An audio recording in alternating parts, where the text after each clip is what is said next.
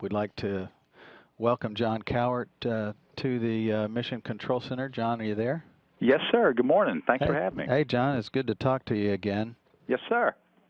You're the partner manager for Space Exploration Technology, SpaceX, and I know they've got a lot on their plate right now, obviously, with Yes, a they do. cargo launch that's coming up in the next month or so. But obviously, your focus is more on their efforts related to the commercial crew program. But start out by telling us a little bit about yourself. You've been with NASA for quite a while. I don't want to date you, but I know you've been around for quite a while, and you worked on a lot of different programs. So set the stage for us with how you got to be the partner manager for SpaceX.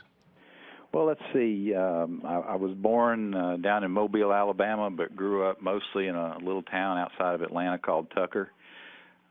Ended up going to Georgia Tech, where I got an aerospace engineering degree and a commission in the Air Force. So then I spent 4 years out at Vandenberg Air Force Base in California, building a shuttle launch pad out there that unfortunately, we never got to use it because of the effects and the fallout from the Challenger disaster that those things had on the shuttle program. But while I was there, luckily, NASA liked what I had done in the Air Force, and they offered me a job. And a great guy named Larry Ellis took a chance on me and hired me as a project engineer to work on Atlantis. That's how I ended up at NASA. But to go kind of even further back and just let folks know why I want to be here, what inspired me to join NASA goes all the way back to Christmas Eve in 1968, when I was a 9-year-old kid who was trying desperately to get to sleep so that Santa would bring my new bike, because he won't come unless you're asleep. Right. Yeah, so at some point I'm laying there trying hard to get to sleep. My mom walks in the room and says she wants me to see something. So she took me out on the back porch and she pointed out the moon, and I was certain she was going to tell me that I was about to see Santa fly in front of the moon. But what she told me was that 3 men from Earth, 3 men from NASA, were orbiting the moon right then, and they were going to be talking back to Earth shortly. So I came back inside, and my dad was adjusting the rabbit ears on the TV, and I got to listen to Borman, Lovell, and Anders talk to us from the moon, and so that's what got me inspired to want to come work for NASA. Oh, that's a great story. So now that you've transitioned over to commercial crew, talk a little bit about your role with SpaceX as a partner manager, representing NASA to SpaceX.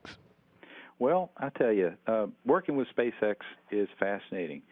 They are a young, vibrant group of folks, and I love the energy I get whenever I go to their facilities out there in Los Angeles or in McGregor, Texas, where they test their engines, or here at the Cape where they do all their launch activities. My role is to lead the best pit crew in NASA as we work with SpaceX, trying to nurture their ability to safely and reliably take our astronauts to and from the ISS in the future, we sure hope. Well, this I talked to Sarah yesterday as her role specifically with EAI, but we're working under the Space Act agreements with these different companies, but you talked, I guess you've already touched kind of on the integration part, but and you do a lot of traveling associated with that, but right. It's kind of a new way of doing business, but obviously there's a lot of excitement there, but how have they received you as being integrated with them and vice versa? It's been very well received so far. The good news for folks who think we're doing just this radically new thing here, the good news is that all of us on my pit crew have worked in human spaceflight before, and we've worked, and therefore we have worked with private companies already. So we have some sense of what goes on in a private company. It's not like the first time we've ever gone to a contractor or a partner's site. The difference now, of course, being under a Space Act agreement, is that we do not dictate designs or design solutions. And right now the partners don't come to us with a kind of a mother may I approach. It is much more collaborative when we talk, when we have our technical meetings and we discuss back and forth the merits of a particular design that they might be thinking of. Some of that integration obviously involves, and part of the structure of the SAA or the Space Act agreement, I guess, is the the milestones. Can you talk a little bit about, at least where Commercial Crew is concerned with SpaceX, what those milestones are that they've actually met so far, and what's kind of coming up for them? Well, sure. They have primarily so far been working to develop their own version of a launch abort system. Their system uses a derivative of a smaller maneuvering jet they already have called a Draco, but this new one is a Draco on steroids, and they call it a Super Draco. They've also been working to design the interior of their Dragon capsule to accommodate the astronauts. So physically, they've done a couple of iterations of their Super Draco design to optimize its performance and its size operating limits. The sorts of trades one would normally do early in a design. And they've even gone so far as to rig up a temporary test stand to actually ring out some of the design options, and they've fired their test development engine. As far as design of the Dragon interior, they've rigged up a mock-up, and we've had some NASA astronauts go out there and, along with some of their design folks, evaluate the design at this particular stage. Now, in the future, it's about to get even more interesting, as they are actually going to manufacture flight-like components for their Super Draco engines, and they are in the final stages right now building a test stand for those particular components and that engine all together. Once they have talked with us about these components and shown them to us, and we've had a few discussions, and we both agreed that it's time to test them, it's going to be really cool, because that's one of the things that many of us became rocket scientists for, was because we get to play with rocket engines and do the smoke and fire thing. So we're all looking forward to the upcoming engine tests that will happen out there in Texas.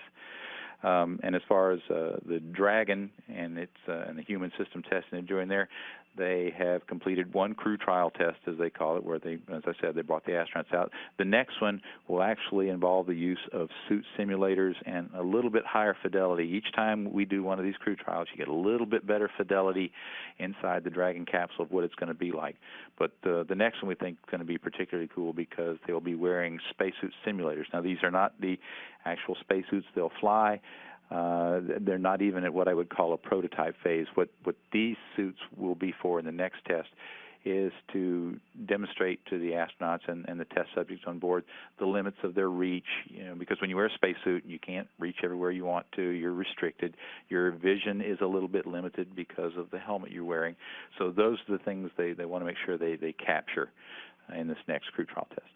And obviously, with the crews, that's invaluable, because they've actually been up there, and you can sense that they know how to design a spacecraft, but bringing them out there actually to take part is a big help in that area, right? In design. Absolutely, yeah. The crew loves going out there and seeing what's going on, because they know at some point in time they could well be riding that rocket in that capsule. So it's very important to them, and they love doing it, and SpaceX loves getting their input on that as well.